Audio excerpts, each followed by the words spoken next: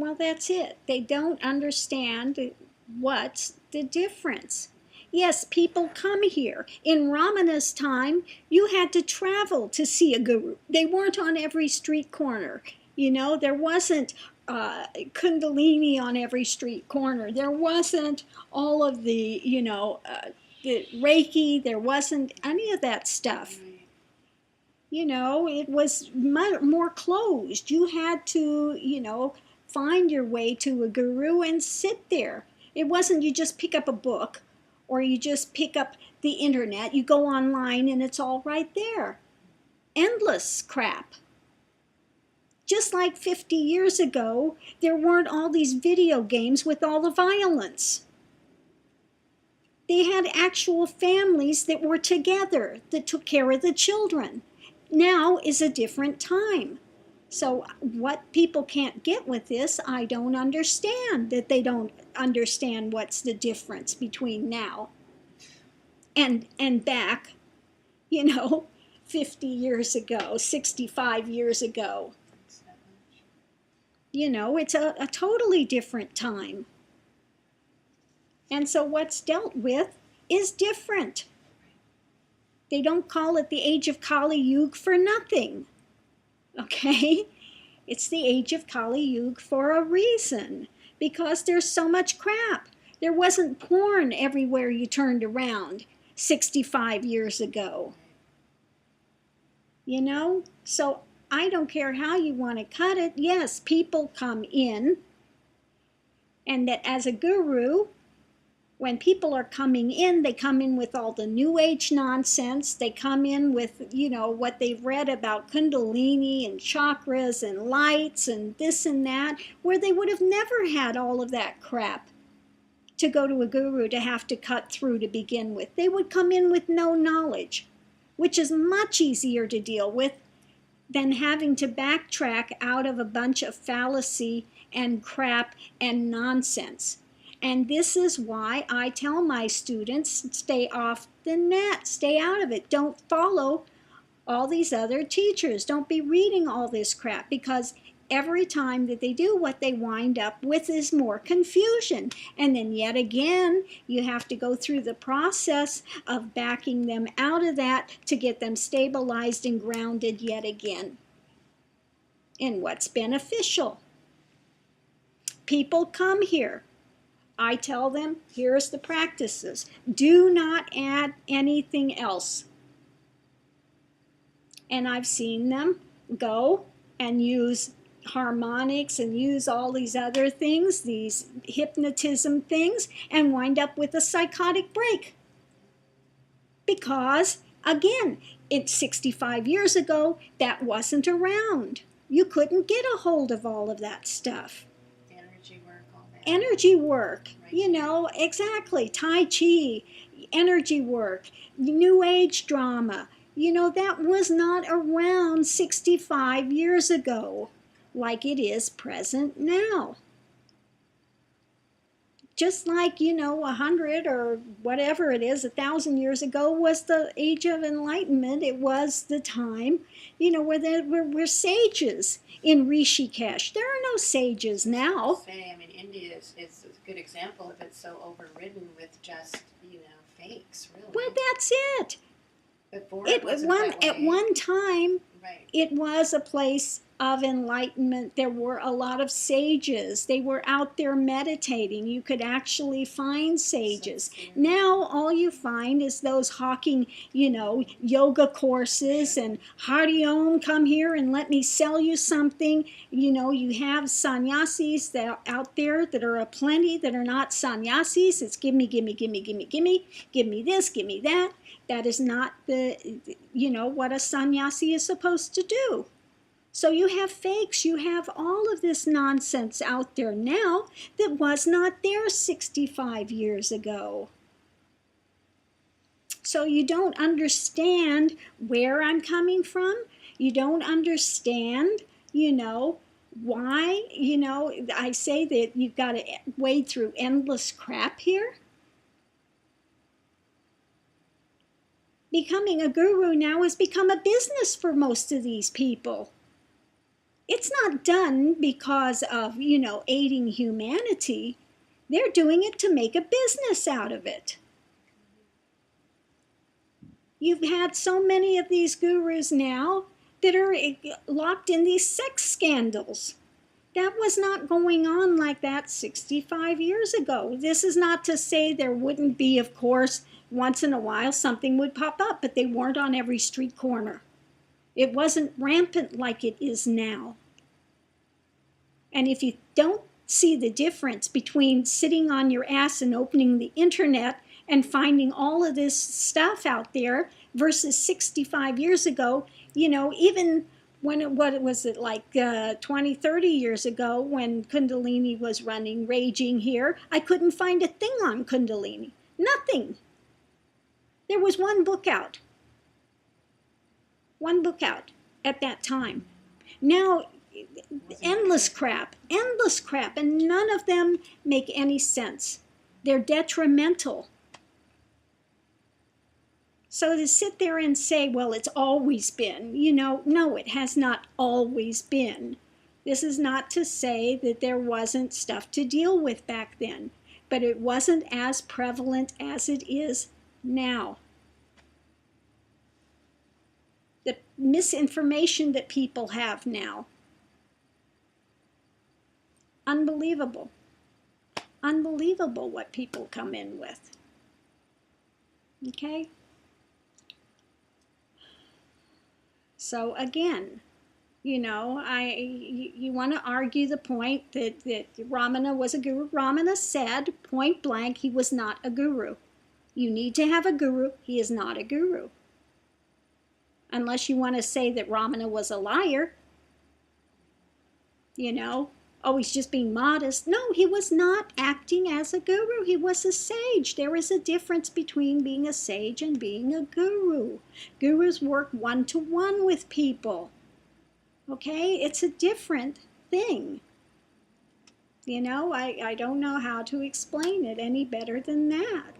That's the reality of it. It might be a reality you don't want to hear. That's fine. Don't hear it then.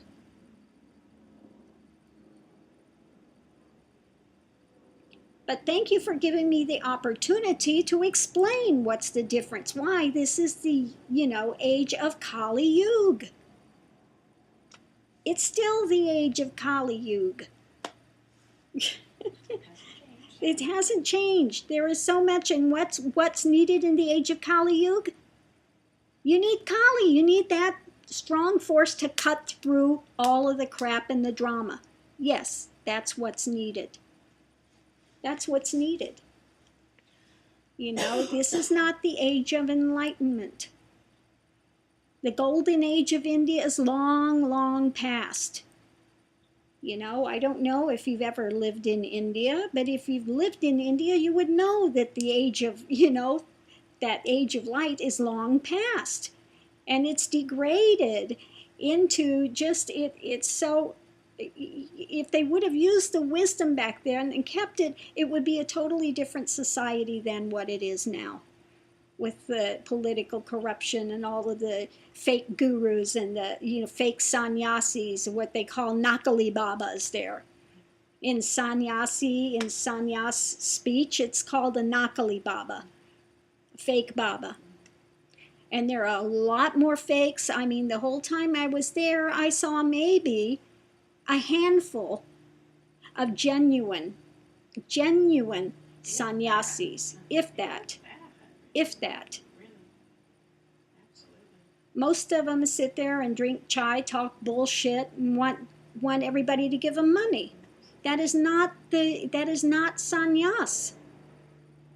That is 100% anathema to being a sannyasi. Okay, so again, people come here and they want to try to instruct me, want to argue with me, and I'm not here to argue, but I will lay out the facts and say, this is what it is, what it's not. If you want to accept it, accept it. You don't want to accept it, don't accept it. That's all I can say. So again, taking the opportunity to bring a little bit of light in to try to untangle some knotted belief system that you've got going. You know? I love the New Age thing when it's all love, love, love, love, love, love, love. You know, just put that out, and love and grace will take care of all the rest of it. Never broke through anything. And then they no, you've broken through nothing. You know, they stay so on the surface of everything.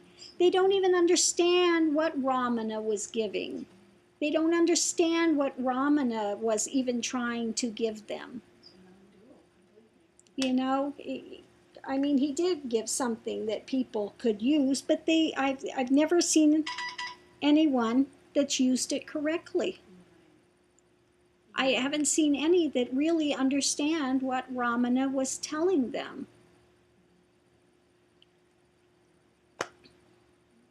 So again, you know, you get all the satsang sellers now. There's nothing to get. There's nowhere to go. You're already that. Well, if they were already that, they would be free and they wouldn't be suffering. But they're suffering. So they haven't even copped to the first step.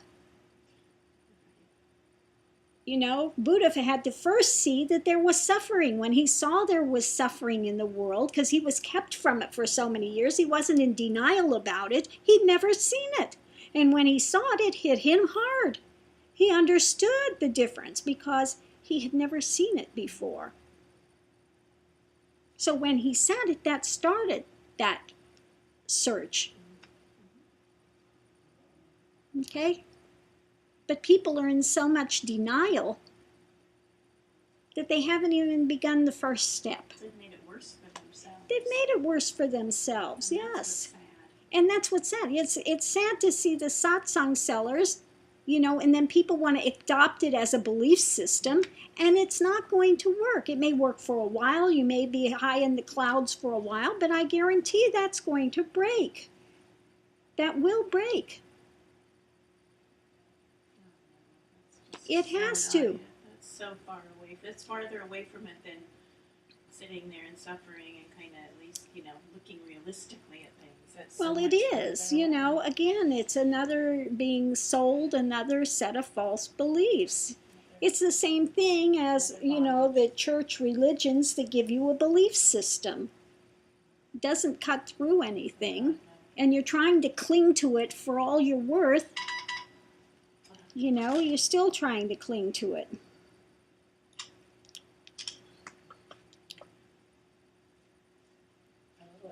It's another bondage, and sometimes it is another bondage.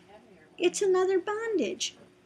You know, then you're clinging, you wonder, well, why is my faith not strong enough? Why is it not happening? Why is it, you know, because, you know, you haven't even begun to go deeper.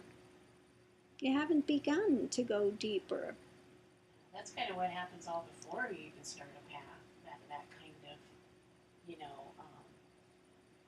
I guess just, you know, you think you have that something is understood, or you try to even in the Bible, but it's still you haven't really lived it. You haven't really walked Right. it. You know, you read something and it's the same thing. Yeah, you think you understand it because you've read it, but you don't understand it until you've lived it, till you've experienced it to the full depths.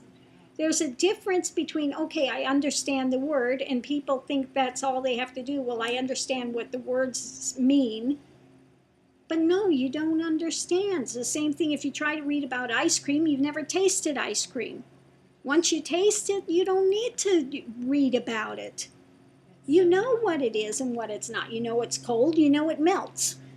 Okay? It's sweet, it's cold, it melts. Right. Hearing about it isn't going to do it. But hearing about it is not the same as actually having an ice cream cone and tasting it. And the same thing, if you read about a spiritual journey, and the mind will try to manufacture these beliefs and try to manufacture some experiences.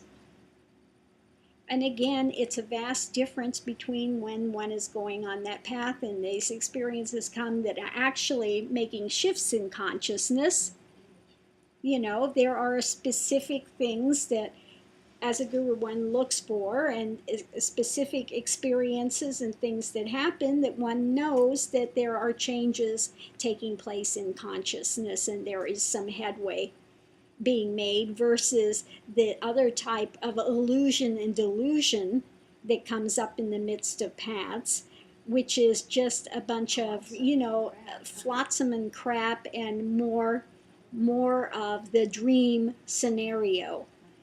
Okay, so and a guru knows which is which because they've walked through that path, and they've taken that on, and they work with people, and they look to see where they at and give them one-to-one guidance.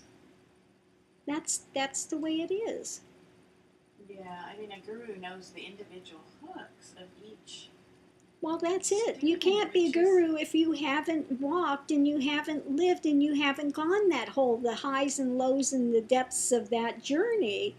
You don't know if you haven't gone through that suffering that's beyond, that you can't even breathe, you can't take the next breath because the suffering has been so great.